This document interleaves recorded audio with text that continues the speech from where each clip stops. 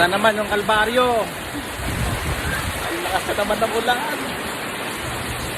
Ayos na yan. Ano wag bumaha.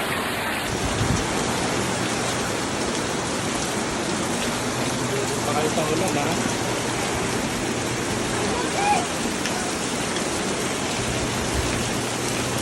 Naayos ni Lauro yung bubong niya para hindi siya mapasa.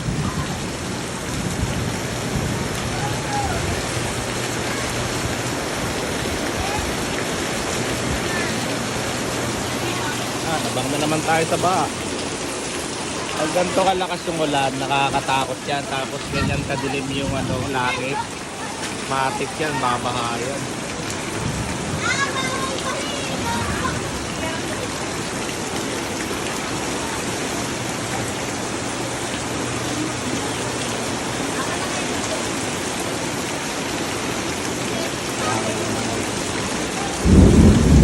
Likas.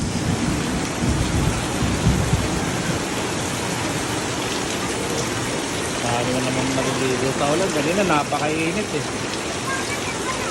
Ngayon biglang ulan.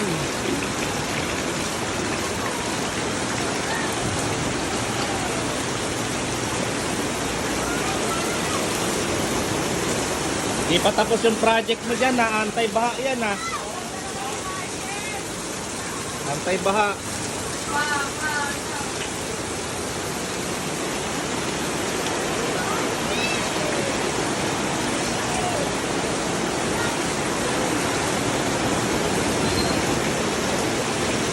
Napa naman ang ulan.